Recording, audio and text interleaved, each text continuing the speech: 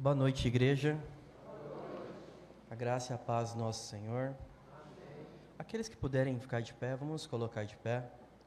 Vamos abrir nossas Bíblias para o livro de Marcos.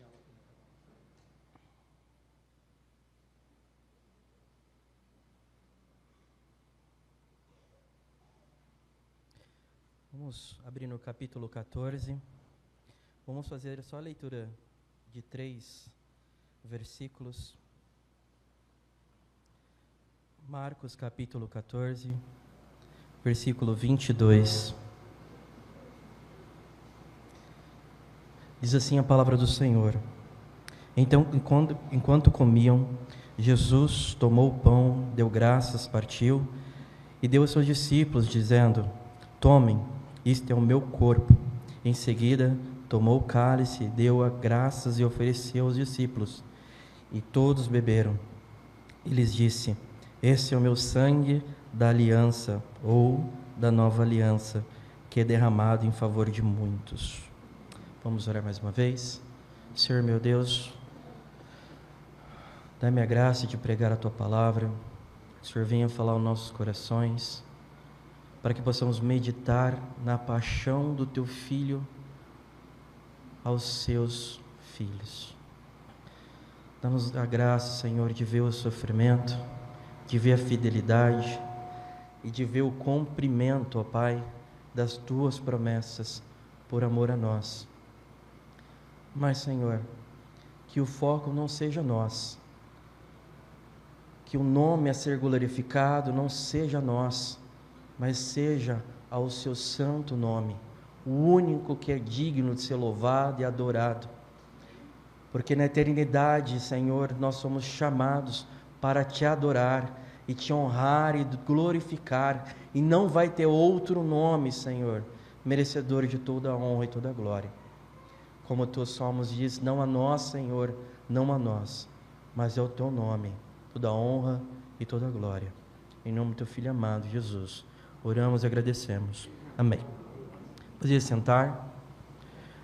Irmãos, eu quero compartilhar com vocês hoje. A gente vai começar o nosso estudo em Marcos capítulo 14, do versículo 12, e vamos até o capítulo 16. Quero meditar com os irmãos hoje acerca da paixão de Cristo, sobre o sofrimento, sobre a obediência e sobre a glorificação do Filho de Deus, o homem Deus, Deus homem encarnado. Irmãos, antes disso eu queria compartilhar com vocês o contexto a qual o livro de Marcos foi escrito. O Evangelho segundo Marcos, irmãos, foi o primeiro evangelho a ser escrito. E o contexto é que Marcos escreveu para o povo romano, e aí toda a história da igreja compartilha e essa afirmação que basicamente o livro de Marcos é as memórias de Pedro. Então Marcos ali era parente próximo de Pedro, e a gente sabe que João Marcos também acompanhou Paulo, na primeira missão deles ali, né? E João Marcos era muito útil dentro do ministério, e bem próximo do final da vida de Pedro. A situação estava bem caótica dentro do contexto daquela época, a qual o povo de Deus estava sendo perseguido bem próximo ali da época de Nero, e também as aflições estavam chegando, e ainda não tinha um registro do Evangelho de Jesus. E é esse contexto que o livro de Marcos é escrito, e Marcos está dizendo aos seus leitores: embora perseguidos, embora desamparados por muitas vezes as circunstâncias do mundo, vocês não estão sozinhos. O seu Salvador sofreu por vocês, foi abandonado pelos seus, mas Ele foi fiel à sua missão por morrer por vocês. Então não se entristeçam, não se abalem com as perseguições deste mundo, porque o amor a qual vocês pertencem agora não tem fim. É por isso que nós devemos meditar na paixão de Cristo. devemos meditar na seriedade do sofrimento que o nosso Salvador passou. Irmãos, se meditássemos mais no sofrimento que Cristo passou, nós não seríamos tão levianos com os nossos pecados. Não brincaríamos com nossa vida, porque o que foi pago naquela cruz não foi ouro, não foi qualquer riqueza humana poderia ser paga, foi o sangue de Jesus que verteu naquela cruz. Logo, a vida que você vive agora não deve ser desperdiçada com os prazeres deste mundo.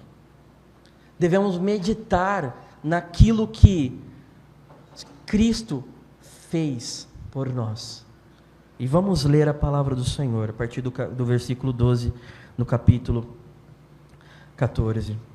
No primeiro dia da festa dos pães sem fermento, quando se costumava sacrificar o cordeiro pascual, os discípulos de Jesus perguntaram: onde queres que vamos e te preparemos a refeição da Páscoa? Então, ele enviou os 2 de seus discípulos, no caso do Pedro e João, nos outros evangelhos a gente sabe disso, dizendo-lhes: entre na cidade e um homem carregando um pote de água virá ao encontro de vocês. Aqui já é muito fácil identificar, irmãos. Homens não carregavam cântaro ou não carregavam vaso de água. Isso era a missão das mulheres. A gente vê lá também com a mulher samaritana, que as mulheres iam mais cedo para encher os cântaros de água. Então, achar um homem com vaso, né, com cântaro de água era muito fácil. Não era muito comum. Então, o pote de água, né, virá ao encontro de vocês. Sigam-no e digam ao dono da casa ou, né, do local ali onde eles estavam alugando, né, da casa que ele entrar. O mestre pergunta: onde o meu salão de hóspede, na qual poderei comer a Páscoa com os meus discípulos? E lhes mostrará uma ampla sala no andar superior, mobiliada e pronta. Façam ali os preparativos para nós.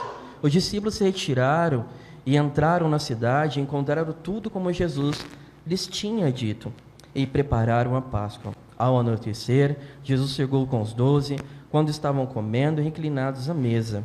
Irmãos, esse episódio aqui é de felicidade, celebração da Páscoa. E a Páscoa era a festa, era o ápice das festas do povo judeu, a qual lembrava, né, a saída deles do Egito.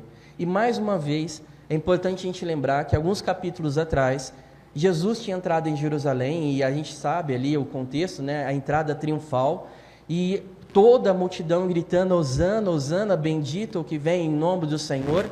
E os discípulos estavam convictos que agora sim Roma vai ser subjugada.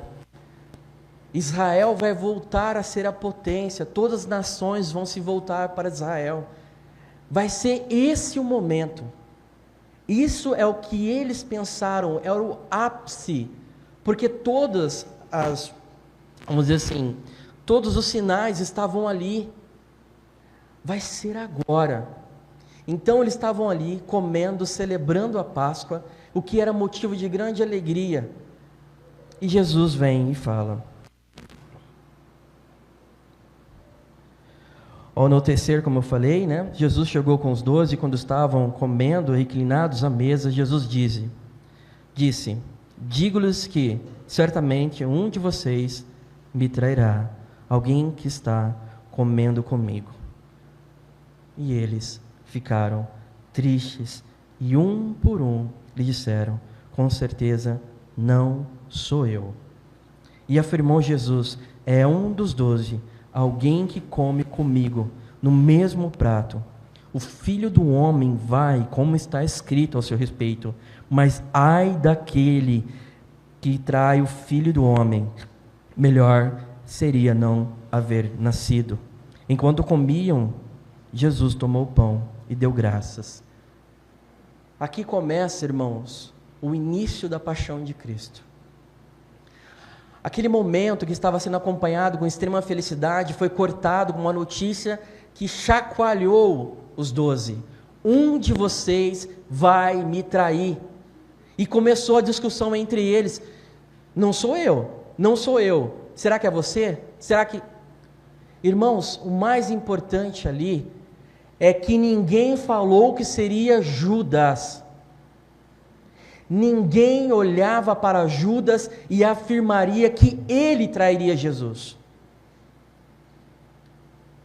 E aqui já tem uma nota muito importante. Mesmo que você se vista como crente, arrume o cabelo como crente, frequente a igreja, isso não quer dizer nada. Isso não quer dizer que você é crente. E ele continua. E aqui é importante, irmãos, a gente entender a soberania de Deus. Nada está fora do controle de Deus. O Filho do Homem vai ser entregue, como diz as Escrituras. O plano de Deus já foi determinado antes mesmo da fundação do mundo. E não há quem possa distorcer ou mudar o plano de Deus. Judas foi levantado com um único propósito, e o único propósito dele era trair o Senhor. E Judas não teve escolha, ele não teve livre-arbítrio. E aqui entram os mistérios da teologia, a soberania de Deus e também a questão da autonomia do homem. E o fato é que Judas não tinha escolha. Ele foi levantado, como a Escritura também diz, que ele trairia. Salmo 41, versículo 9. Até o meu melhor amigo, em quem eu confiava, aquele que comia o meu pão, levantou o calcanhar contra mim. Nós lemos a palavra de Deus em Isaías 53. Tudo estava conforme o planejamento do Senhor.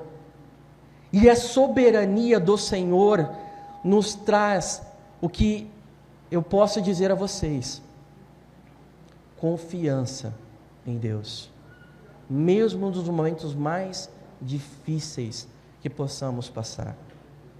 Deus está no controle. Deus é soberano sobre todas as coisas.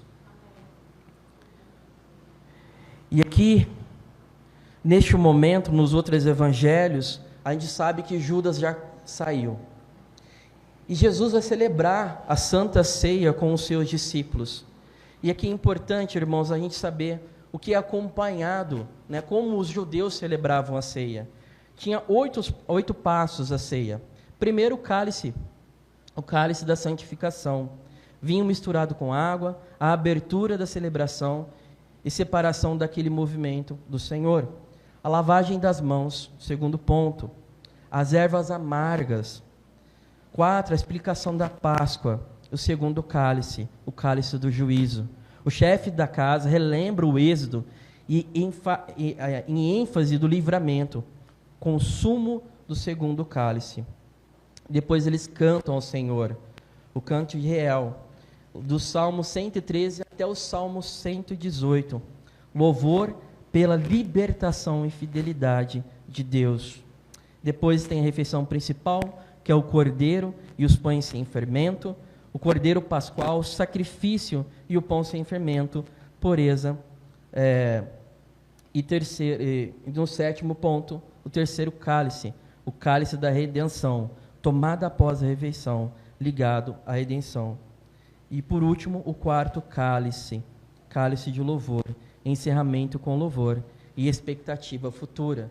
Então, todo esse passo a passo era celebrado por toda a família de judeu, em cada lar.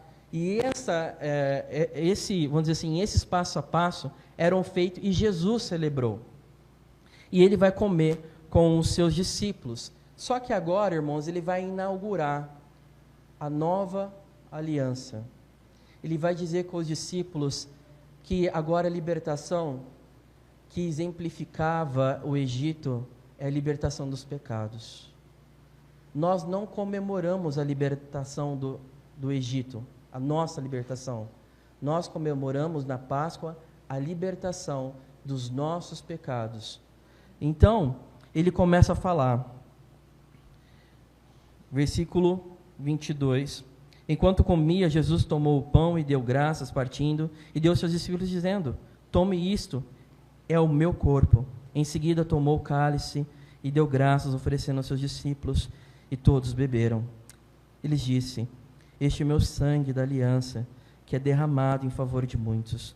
E lhes afirmou que não beberia outra vez o fruto da videira, até que um dia em que beberei o vinho do novo reino de Deus. Depois de terem cantado um hino, saíram para o Monte das Oliveiras. E, irmãos, vamos para o Salmo 18, aqui é muito importante saber que esse foi o último hino, como de costume que eles cantavam, né, na celebração ali da festa. Salmo 118.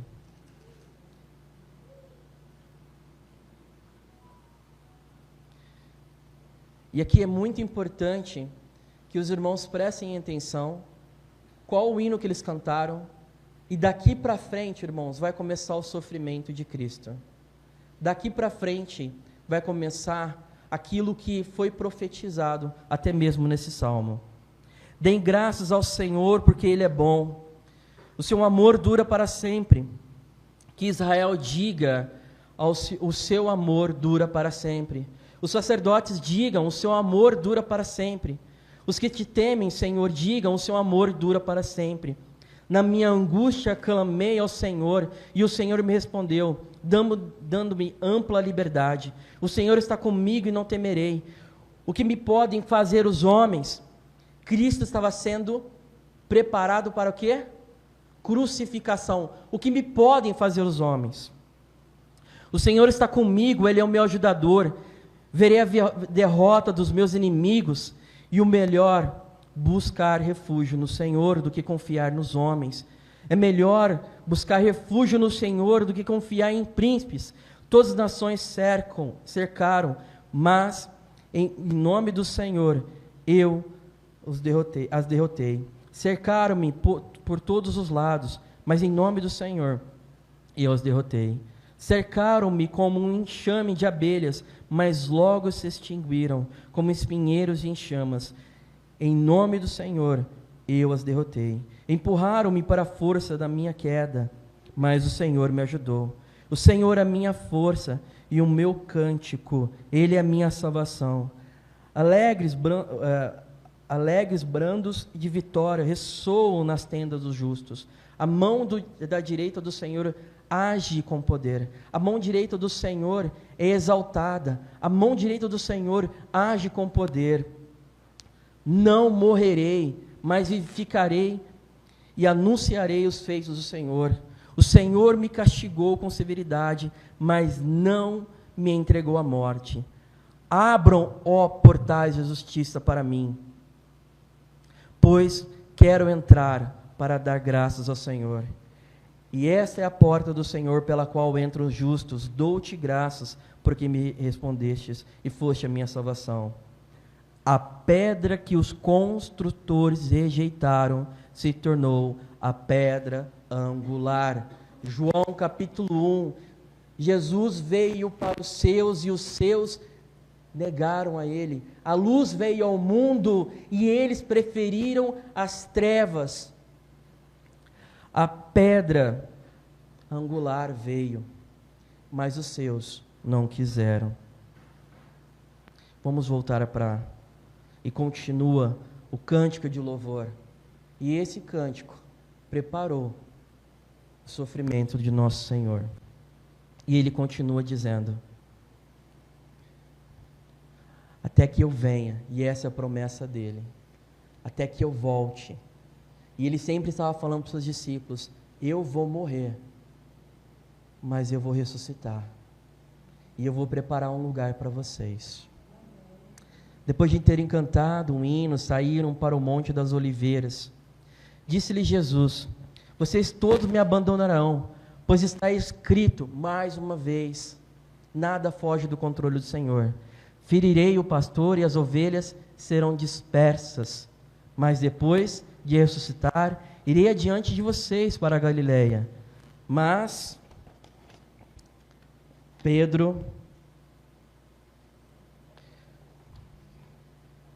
mas depois de citar, mas Pedro, declarou: ainda que todos abandonem, eu não te abandonarei. Respondeu Jesus: asseguro-lhe que ainda hoje, esta noite, antes de que 2 vezes cante o galo, 3 vezes me negará. Mas Pedro insistia ainda mais: mesmo que seja preciso que eu morra contigo, eu nunca te negarei. Todos os outros disseram as mesmas coisas. Irmãos, eu não sei qual é a coisa mais difícil quando a gente lê a palavra de Deus. É ver a ousadia de Pedro ou a sua loucura. Quem estava falando com ele era o Senhor. E o Senhor falou que todos eles abandonariam. Mas a autoconfiança, e aqui a confiança da carne, não se submeteu ao Senhor. E Pedro bateu no peito dizendo: eu jamais te negarei, Senhor. Eles todos podem negar, mas eu jamais te negarei. O Evangelho de Lucas vai colocar: você não me negará? Pedro, você não sabe o que você está falando. Você não sabe o que você está falando.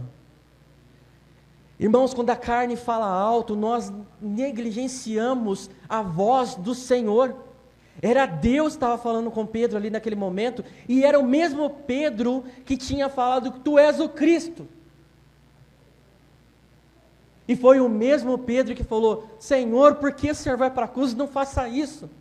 E o Senhor falou o que para ele? Afasta-se de mim, Satanás. Arreda-se. Porque a cruz é a minha vitória, não é a minha derrota.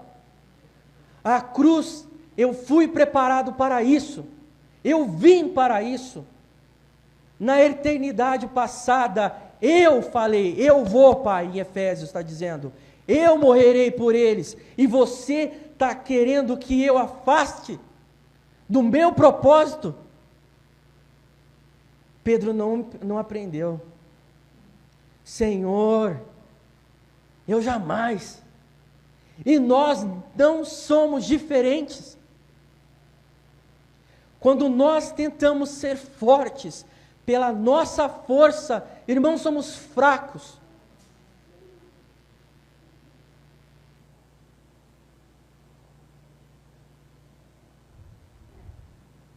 E não somente Pedro, todos eles disseram a mesma coisa. Irmãos, a missão de Cristo é uma missão solitária.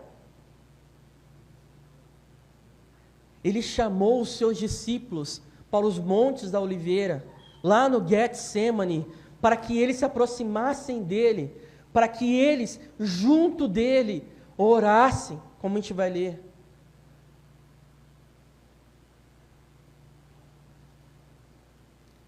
E ele reafirma: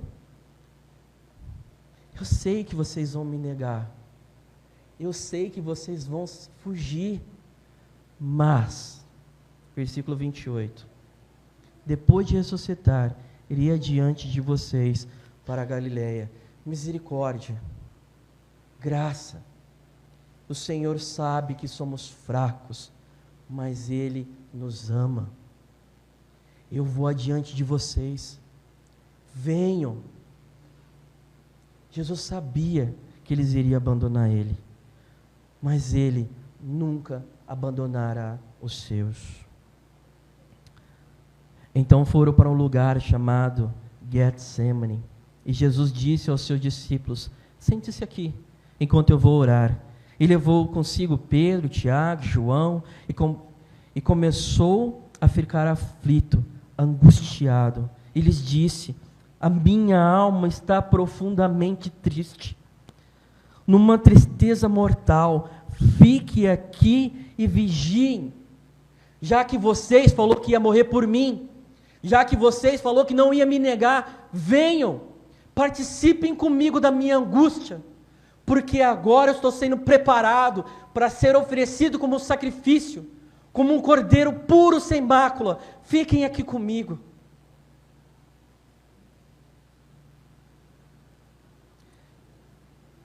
Indo um pouco mais adiante, prostrou-se e orava, que se possível fosse passado dele aquela hora, e dizia: Abba, Pai, tudo é possível, afasta de mim este cálice. Irmãos, infelizmente a grande maioria ainda não sabe o que é o símbolo desse cálice. E é o que eu quero colocar para vocês alguns versículos, para nós entendermos a seriedade deste momento, desse pedido a qual Jesus orava ao ponto de sangrar pelos seus poros. Salmo 75:8. Na mão do Senhor está um cálice cheio de vinho, espumante e misturado. Ele o derrama em todos os ímpios na terra e bebem até a última gota. Isaías 51:17. Desperte, desperte, levante-se, ó Jerusalém, você que bebeu da mão do Senhor o cálice da ira dele, você que engoliu até a última gota a taça que faz os homens cambalearem. Isaías 51:22. Veja o que eu tirei da sua mão, o cálice que faz cambalear, dele todo o cálice da minha ira, você nunca mais beberá. Jeremias 25, de 15 a 17. Assim diz o Senhor, o Deus de Israel: pegue de minha mão este cálice como um vinho de minha ira, e faça com que bebam dele todas as nações em que eu envio. Quando beberem, ficarão cambaleando, enlouquecidos por causa da espada que enviarei entre eles. Então, peguei o cálice da mão do Senhor e fiz como que dele bebessem todas as nações, as quais o meu Senhor enviou. Jeremias 49:12, assim diz o Senhor: aqueles que o cálice não estava reservado tiveram que bebê-la, porque você deveria ficar impune, você não ficará sem castigo, mas irá bebê-lo. Jeremias 51:7, a Babilônia era uma taça de ouro na mão do Senhor, que embriagava toda a terra, do seu vinho beberam as nações, por isso as nações enlouqueceram. Ezequiel 23, de 31 a 34, você andou pelo caminho da sua irmã, portanto porei o seu cálice na minha mão, e você beberá dele, e se esgotará, os seus cacos roerá, e os seus seios rasgará, porque eu falei, diz o Senhor. Abacuque 2:16, você está cheio de vergonha, em vez de glória, bebam também você e exponha a sua nudez, o cálice da mão direita do Senhor virá sobre você, e a vergonha cobrirá a sua glória. Lamentações 4:21. Alegre-se e regozije, filha de Edom, que mora na terra de Uz, mas também você passará o cálice, você se embriagará e ficará despida. O cálice que Jesus está falando aqui é a ira do Deus Santo. O que ele tomaria naquela cruz era o derramamento da ira de Deus sobre ele. Irmãos, Jesus não pagou nada para o diabo. Nós não devemos nada a Satanás. O que ele pagou foi para satisfazer a ira de nosso Deus. E ele estava angustiado, e ele sabia que seria derramado a ira do Senhor sobre ele. Ele seria moído, e o Senhor já não viria o Filho, viria o meu pecado, viria o seu pecado. Não tratemos com brincadeira. O sofrimento de Cristo teve que ser assim, porque a ofensa foi contra Deus, não foi contra homens.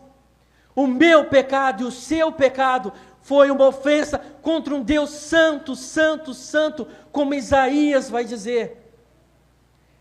E ele deveria tomar, e nenhuma gota deveria ficar naquele cálice. E ele chama os seus: orem comigo. E quando ele volta, ele encontra os seus dormindo. Então, versículo 17, voltou aos seus discípulos e o encontrou dormindo. Não foi vocês que bateram no peito, dizendo que morreriam por mim? Olha o que ele diz. Simão, não Pedro. Simão, porque você não está sendo rocha. Simão, você está dormindo? Não pôde vigiar nem por 1 hora? Vigiem e orem, porque para que não caiam em tentação, o espírito está pronto, mas a carne é fraca. Irmãos, se nós pararmos para pensar, quantas vezes nós fazemos aquilo que não queremos? Romanos 7, aquilo que eu não quero fazer, eu faço. Eu desafio a você ver a tua vida, você sabe muito, mas pratica pouco, em comparação ao que você sabe. O espírito está pronto, mas a carne é fraca. Eles não entenderam. Quando eles estavam fortes na carne, dizendo eu vou morrer para o Senhor, o que estava falando era a carne, não era o espírito. E eles estavam dormindo. Não havia empatia pelo seu Senhor. Não havia nenhum tipo de amizade naquele momento. Dormiam relaxados, depois da barriga cheia. Irmãos, o diabo coloca muitas vezes a vida de vocês no colo, e ele balança, como um pai, uma mãe balança uma criança. Dorme, se contente com esse mundo. Viva feliz, está tudo bem. Desperta, ó Israel. E essa mensagem deveria ser para os discípulos. Despertem, vigiem. Mais uma vez ele se afastou e orou, repetindo as mesmas palavras. Quando voltou de novo e encontrou-os dormindo, porque os seus olhos estavam pesados, e eles sabiam, e eles não sabiam o que dizer. Voltou pela 3ª vez, e lhes disse: vocês ainda dormem? Basta, chegou a hora. Eis que o Filho do Homem está para ser entregue nas mãos dos pecadores. Levante-se e vamos, aí vem aquele que me trai. Enquanto ainda falava, apareceu Judas, um dos 12. Com ele estava uma multidão armada de espadas e varas, enviada pelos chefes dos sacerdotes, mestres da lei e líderes religiosos. O traidor havia combinado um sinal com eles: aquele que eu saudar com um beijo é ele, prendam-no e levem-no em segurança. Irmãos, era um costume entre os judeus beijar na mão, beijar no manto, beijar na palma da mão e beijar no rosto. O beijar no rosto era um símbolo de extrema intimidade. Era um afeto. Era algo especial. Como o irmão falou, um ósculo santo. E Judas escolheu aquilo que era mais precioso no relacionamento entre um amigo. Com um símbolo de traição, aquele que eu beijar, prenda-no.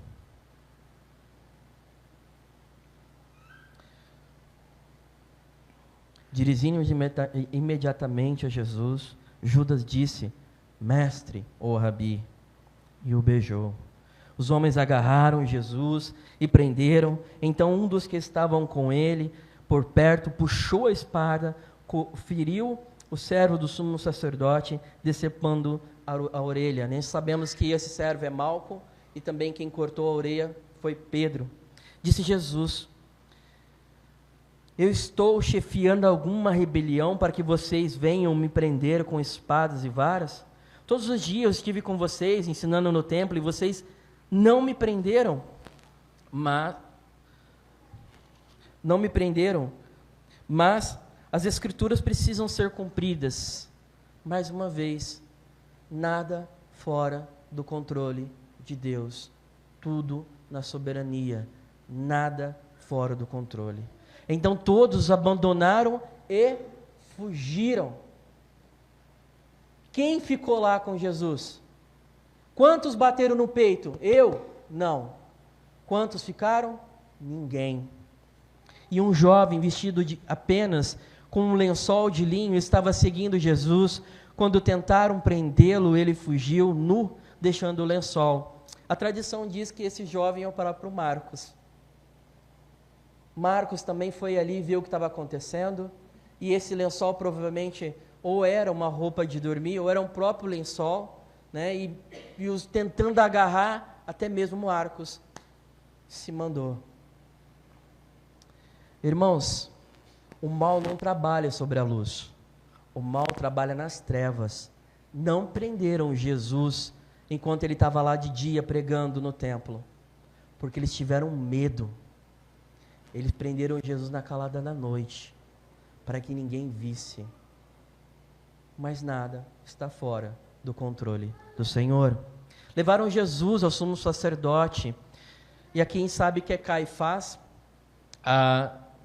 em João, primeiramente eles levam Anás. A gente sabe que embora o sumo sacerdote fosse Caifás, quem mandava ali, né, era Anás. Então eles levaram primeiro Anás, depois levaram Caifás, e começa o julgamento. E aqui é importante, a pedra que angular o seu povo, né, o negou, eles não quiseram. E aqui a gente viu que Jesus foi abandonado pelos seus discípulos, e agora Jesus também vai ser abandonado pelo seu próprio povo. Levaram Jesus ao sumo sacerdote, então reuniram todos os chefes do sacerdote, os líderes religiosos e os mestres da lei, esses que deveriam saber que Jesus sempre pregou a verdade. Por inveja, por pecado, eles queriam matar Jesus. E agora guardem isso, versículo 54. Pedro seguiu de longe até o pátio do sumo sacerdote, e sentando-se ali com os guardas, esquentava-se junto ao fogo. Os chefes dos sacerdotes e todo o sinédrio estavam procurando depoimentos contra Jesus para que pudesse condená-lo à morte, mas não encontraram nenhum. Muitas das testemunhas falsamente contra ele, mas as declarações deles não eram coerentes. Então se levantaram alguns e declararam falsamente contra ele: não ouvimos dizer, destruirei este templo feito por mãos humanas, e em 3 dias construirei outro? Não foi feito por mãos de homens. Mas nem mesmo assim o depoimento deles era coerente. Depois o sumo sacerdote se levantou diante deles e perguntou a Jesus: você não vai responder às acusações que estes lhe fazem? Irmãos, depois da angústia de Jesus, ele orando ao Senhor, que se possível passasse esse cálice. Mas a resposta de Jesus, por último, foi: não seja feita a minha vontade, mas o Senhor. A partir daqui, irmãos, Jesus se entregou completamente. Não tinha como voltar mais atrás. Mas Jesus permaneceu em silêncio e nada respondeu. Outra vez o sumo sacerdote lhe perguntou: você é o Cristo, o Filho do Deus bendito? E a resposta veio: eu sou, ou sou, disse Jesus. E vereis o Filho do Homem assentado à direita do Todo-Poderoso, vindo como as nuvens do céu. O sumo sacerdote rasgou as próprias vestes e perguntou: por que precisamos de mais testemunhas? Vocês ouviram a blasfêmia. Por que blasfêmia? Porque a atitude do sumo sacerdote foi tão enérgica ao ponto dele rasgar as suas vestes. Porque Jesus disse: eu sou. Vocês que são mestres da lei e amam Moisés, eu sou o que apareceu a Moisés. Eu sou o início e o fim.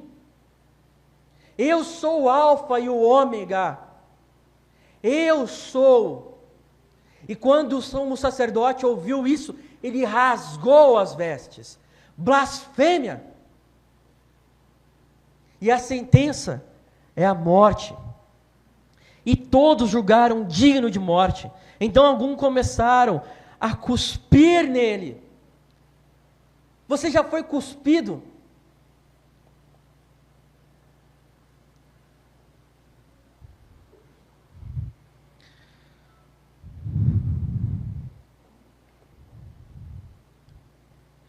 Então começaram a cuspir nele.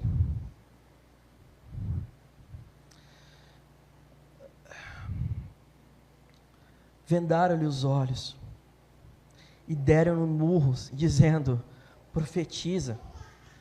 E os guardas o levaram dando-lhes tapas. No outro evangelho, profetiza quem agora está batendo em ti. E cuspiam nele, batiam nele. Aquele que fundou os céus e a terra estava sendo cuspido por eles. Estava sendo maltratados por eles.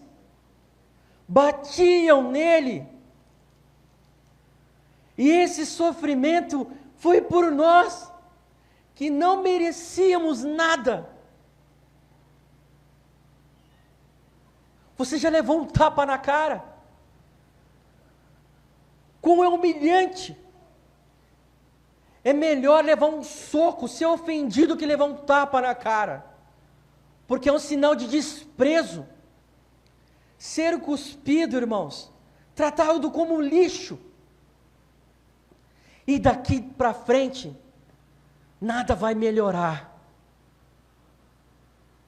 Estando Pedro embaixo do prédio, uma das criadas do sumo sacerdote passou por ali e, vendo Pedro aquecendo-se, olhou para ele e disse: você também está com Jesus, o Nazareno. Contudo, ele negou, dizendo: não o conheço, nem sei do que você está falando. E saiu para o alpendre. Quando uma criada o viu lá, disse novamente aos que estavam por perto: esse aí é um deles. E de novo ele negou. Pouco tempo depois, os que estavam sentados ali perto disseram a Pedro: certamente você é um deles, você é galileu. E ele começou a se amaldiçoar e a jurar: eu não conheço este homem de que vocês estão falando. E logo o galo cantou pela segunda vez.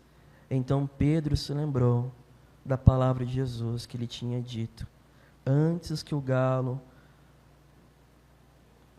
2 vezes cante o galo, você me negará 3 vezes. Em Lucas, Jesus fita o olho para Pedro. Jesus olha no olho de Pedro. É um olhar, irmãos, que desnuda toda a alma. Pedro, naquele momento, ele entendeu o quanto ele era fraco, um traidor. E ele chorou, e chorou amargamente. Enquanto ele se aquecia no fogo, o seu Senhor estava sendo açoitado, o seu Senhor estava sendo cuspido, o seu Senhor estava apanhando, e ele estava se aquecendo junto com os inimigos do Senhor. E ele estava se aquecendo: eu não o conheço, eu não vi, eu não andei com ele. Jesus foi abandonado. Ferirei o pastor e as ovelhas vão se dispersar. Irmãos, se não fosse o próprio Deus ali encarnado, qualquer um abriria a boca e condenaria Pedro. É você sim, você estava comigo. Mas Jesus nos amou com um amor que não tem como ser medido. E ele olhou para Pedro, não com um olhar de repreensão, mas com um olhar de amor.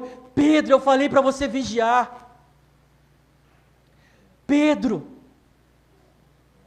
é um olhar de amor, porque Deus sabe que nós somos pó.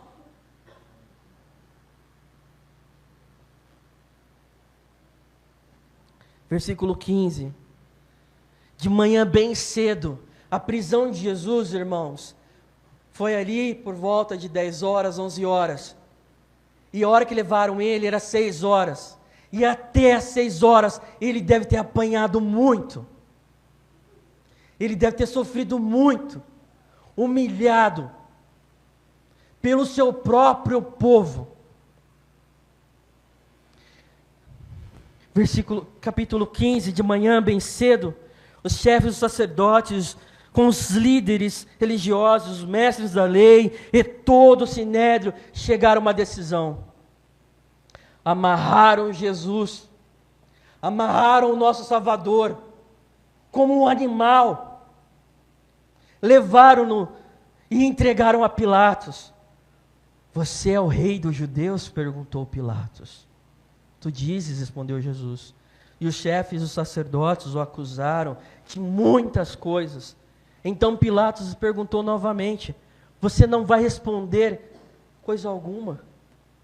Veja quantas coisas estão te acusando. Lembra que a gente leu com o irmão Ivanildo no começo, Isaías 53? Ele foi levado para o matadouro como uma ovelha e ele não disse uma só palavra. Mas Jesus não respondeu, versículo 5, nada. E Pilatos ficou impressionado.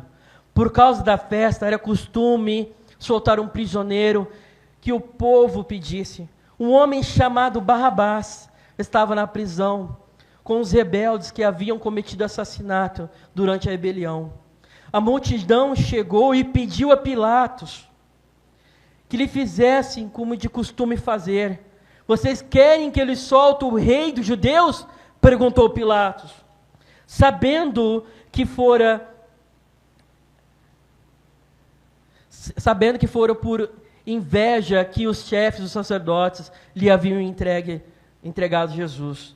Mas os chefes dos sacerdotes incitaram a multidão, pedindo que Pilatos, ao contrário, soltasse Barrabás.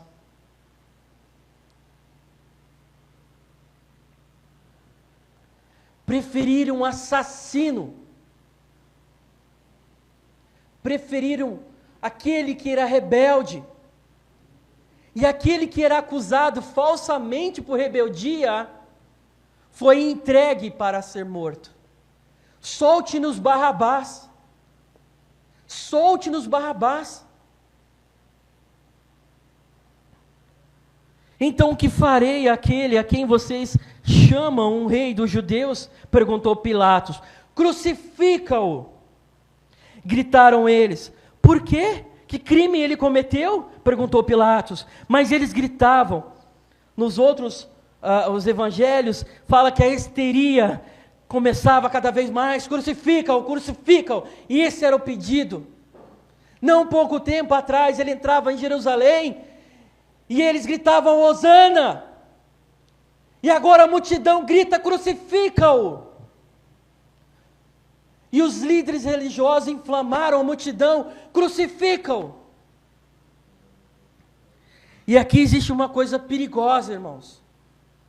Muitas vezes nós, assim como Pilatos, sabemos o que devemos fazer, porque Pilatos sabia o que deveria fazer, ele deveria livrar Jesus. Mas ele, por causa da multidão, negou a verdade e preferiu crucificar. Não tenha medo dos homens. Não importa o que aconteça.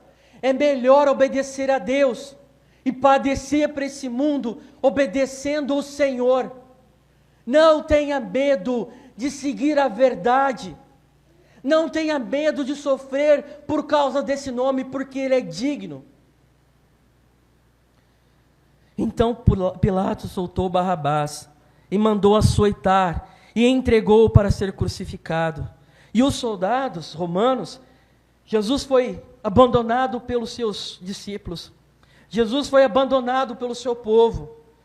E Jesus foi também abandonado por sua criação com os homens, aqui representando os gentios. E dentro do palácio, isso é o pretório, e reunindo toda a tropa, vestiram-no como um manto de púrpura. E púrpura é uma cor que somente a realeza poderia usar. Se você usasse a cor púrpura na rua, você seria preso. E eles vestiram Jesus de púrpura, e depois fizeram uma coroa de espinhos e colocaram nele, e começaram a saudá-lo, salve o rei dos judeus, e batiam-lhe na cabeça com uma vara. A coroa de espinho não é um espinho pequenininho não, irmãos, é um espinho mais ou menos de 4 dedos, e aquilo cravado em sua cabeça, e eles batendo com uma vara, batiam, e o espinho atravessava, e açoitavam Jesus, e o chicote tinha as pontas de ossos, e aquilo deslacerava a carne de nosso Senhor. Salve o rei dos judeus! E eles não sabiam que aquele era o rei dos judeus. Ele é o Senhor de todo o universo. E gozavam e brincavam e açoitavam. Ai deles, porque eles vão se encontrar com o Senhor. Não mais como um cordeiro, não mais como aquele que está ferido. Salve o rei dos judeus. E batiam-lhe na sua com vara, e cuspiam nele de novo. E ajoelhavam, lhe prestavam adoração. Que humilhação, irmãos! Hebreus diz olhar para o autor e consumador da nossa fé. Ele carregou sobre ele as nossas ignomínias, as nossas vergonhas. Ele não merecia isso. O nosso Senhor não merecia. Mas por amor de vocês, Ele carregou, Ele pagou. E depois de terem zombado dele, tiraram-lhe o manto, mas a coroa permaneceu. Essa coroa era nossa, essa coroa pertencia a nós. E vestiram-lhe as suas próprias roupas, então levaram para fora a fim de crucificá-lo. Certo homem de Cirene, chamado Simão, pai de Alexandre e Rufo, o mesmo citado em Romanos capítulo 16, nada é por acaso, irmãos, nada é por acaso.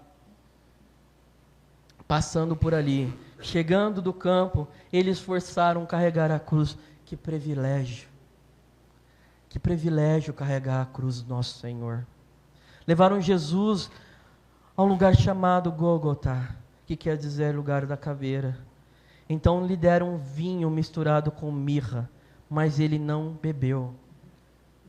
Esse vinho misturado, irmãos, é como se fosse um entorpecente para Jesus, para que ele não sentisse tanta dor, para que ele tivesse ali meio desnorteado, mas ele não bebeu.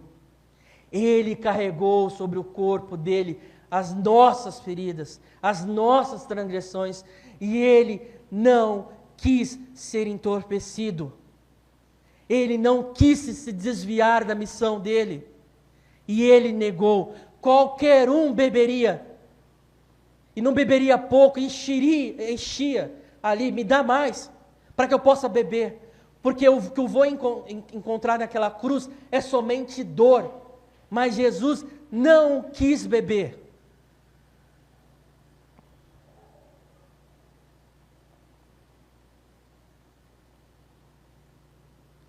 Versículo 24.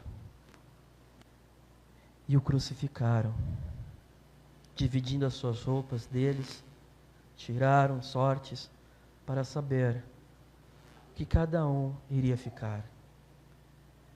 Pregaram as mãos do nosso Senhor, pregaram os pés. E a cruz, irmãos, que nós hoje brincamos. Vejo muito jovem usando de brinquinho, brincando com esse símbolo. Maldito todo aquele que foi pendurado no madeiro. Cristo se tornou maldição por mim e por você. Maldito, maldito, maldito. Maldição. Irmãos, a crucificação é algo terrível, porque a força que você tem, você cai, E quando você cai, você não tem mais ar. Seu pulmão, ele sofre. E para você respirar de novo, você tem que forçar o seu corpo. E a força do seu corpo, lembre-se, o pé dele estava ali pregado. E ele tinha que fazer força no pé pregado. E ele levantava para respirar. E ele foi crucificado. Era uma dor terrível. Uma dor que não teríamos como descrever. Eram 9 horas da manhã quando crucificaram. E estava escrito na acusação contra ele: o rei dos judeus. Com ele crucificaram os 2 ladrões. E graças ao bom Deus, irmãos, que Lucas fala que um deles se arrependeu. Um deles entrou no reino dos céus. Porque, irmãos, não me importa se você frequentou a escola dominical, se você foi batizado. O mais importante é que aquele ladrão, confiou em Cristo Jesus. E Jesus afirmou: certamente você estará comigo. Certamente você estará comigo.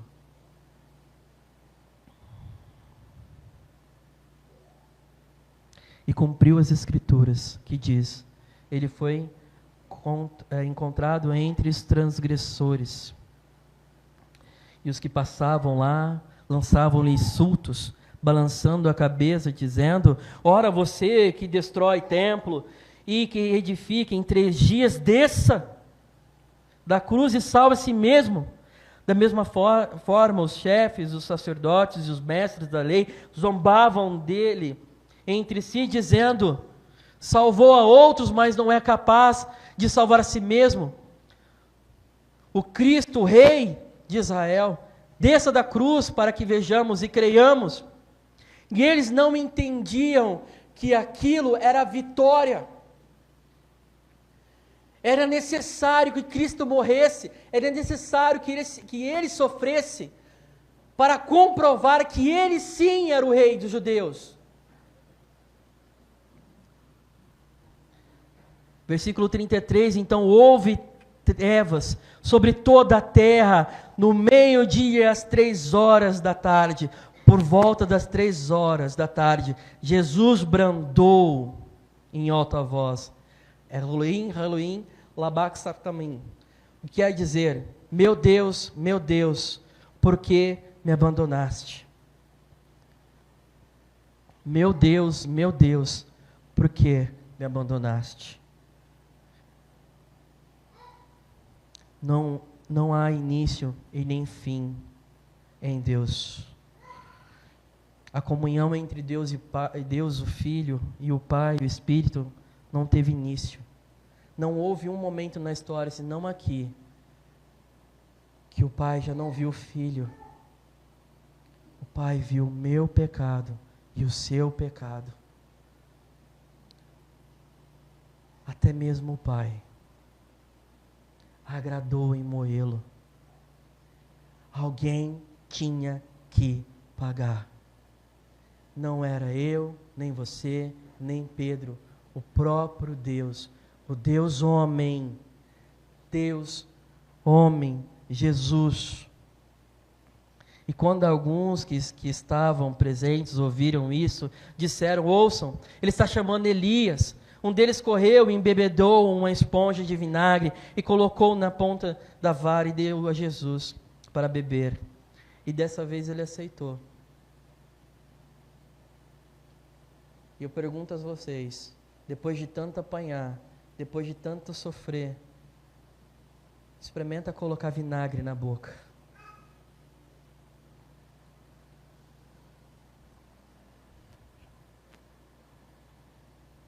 Mas Jesus, com alto brando, nós sabemos que ele disse: Pai, está consumado. Eu entrego a minha vida, a minha missão, Senhor. Meu Pai, que eu vim fazer, eu cumpri. Eu derramei o meu sangue por amor dos seus. O meu corpo foi oferecido. Pai, está consumado. O escrito de dívida foi rasgado. O diabo não vai poder mais acusar vocês. Porque quando acusar, Jesus vai mostrar a ferida. Eu morri por eles. Eu sangrei por eles. Está pago. E um deles, e o véu do santuário rasgou-se de duas partes, do alto a baixo, o que simbolizava a separação dos santos, dentro do templo, a qual somente o sumo sacerdote poderia entrar uma vez por ano. Deus abriu, acabou a separação. Deus é um Deus que habita no meio do seu povo. Venham a mim, se acheguem, entrem diante da minha presença com toda a ousadia, não por causa de vocês, mas por causa do sangue do Filho. Venham a mim. E um dos soldados romanos, ao ver isso, disse: realmente, este homem era filho de Deus. E algumas mulheres que estavam observando de longe, entre elas estava Maria Madalena, Salomé e Maria, mãe de Tiago, mais jovem, e de José. E eu pergunto a vocês: cadê os homens? Se você olhar ao seu redor, as igrejas são constituídas, da sua maioria, por mulheres. Cadê os homens? E a nossa geração padece de homens, de coragem. As mulheres estavam lá. Homens bananas, fracos. A nossa geração padece, porque os homens terceirizam tudo o que for necessário para as mulheres. A obrigação de levar os filhos para a igreja, das mulheres. A obrigação de ensinar as crianças para as mulheres. E na onde está escrito isso?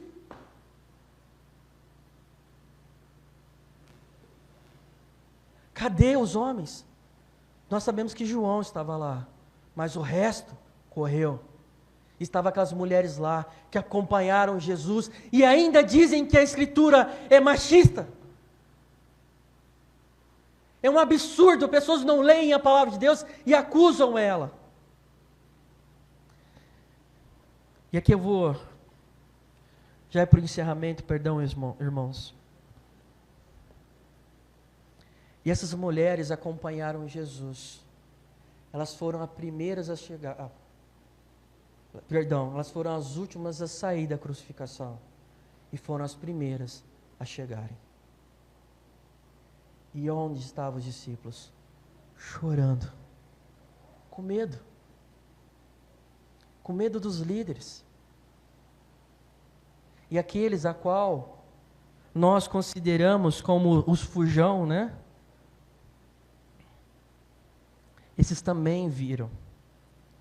José de Arimateia, membro do destaque do Sinédrio, que também esperava o reino de Deus. José e também Nicodemos foram lá pedir o corpo de Jesus. E eles sepultaram Jesus e as mulheres viram.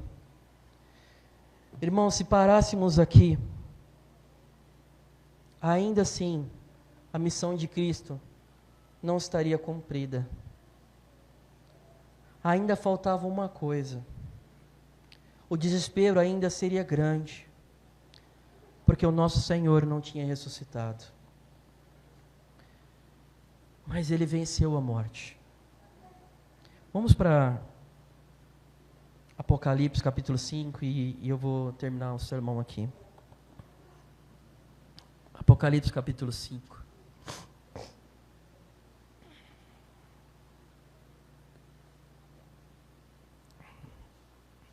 Então vi na mão direita daquele que se assentava no trono um livro de forma de rolo, escrito de ambos os lados e selado com 7 selos.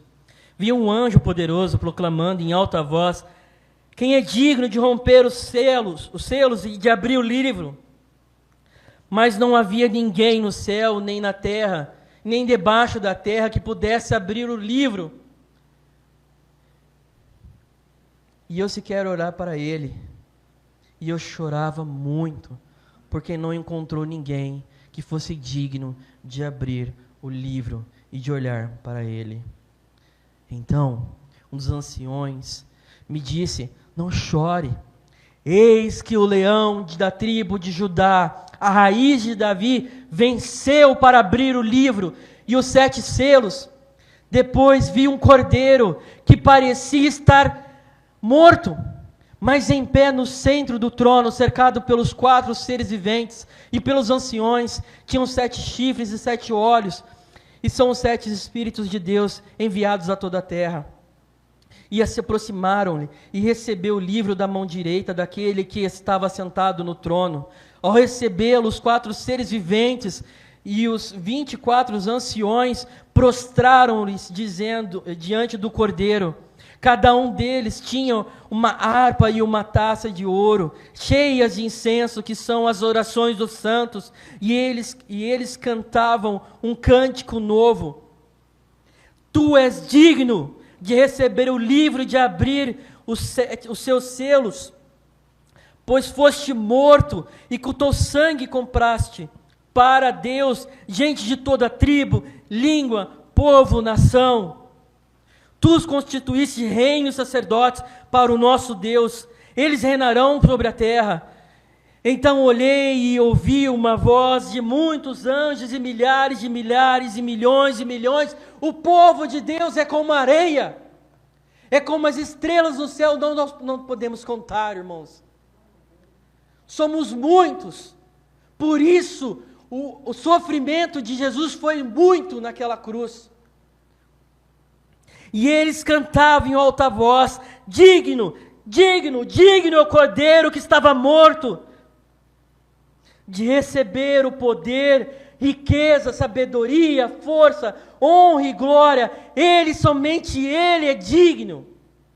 Depois ouviu todas as criaturas existentes na terra, existente no céu e na terra e debaixo da terra, no mar e tudo que neles há, que dizem: porque toda a criação glorifica o Senhor, tudo pertence a Ele, tudo é por Ele, por meio dEle, e somente a Ele é a glória e a honra para todos sempre. E aquele que está sentado no trono, e ao Cordeiro seja o louvor e honra e glória e poder para todos sempre. Para todo o sempre. A minha missão e a sua missão é louvar esse Cordeiro. E seja você crente ou não, Ele é Senhor sobre a sua vida, porque todo o joelho se dobrará e confessará que Cristo é Senhor. Ele é Rei. Ele é Senhor sobre tudo e todos, mesmo no inferno. Deus é Deus, porque Ele manda em tudo. Ele é louvado em tudo. E por todo sempre, nós vamos cantar esse cântico novo. Digno é o Cordeiro, de toda a honra, de toda a glória. Quem é o homem para que te lembres dele? Quem é você? Quem sou eu? Irmãos, que esse amor venha nos constranger, que venha nos lembrar. Se você se diz crente hoje, não foi pelas suas obras, não foi pelos seus méritos, foi pelo sangue de Cristo Jesus. Se você está vivendo uma vida torta, arrependa-se, se volte para Ele, confie nele, porque Ele sabe o que é sofrer. No mundo tereis aflições, mas não desanime,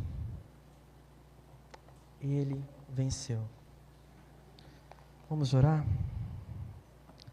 Senhor meu Deus, ajuda-nos a Te amar, ajuda-nos a Te glorificar, nas nossas fraquezas, nas nossas mazelas. Não permita, Senhor, vivemos uma vida torta, uma vida que despreze, Uma vida que jogue fora, Senhor, tudo aquilo que o Senhor fez por nós. Ó Deus, abençoe essa igreja, abençoe essa cidade, abençoe a nossa nação, por amor ao Teu nome. Em nome de Jesus, oramos e agradecemos. Amém.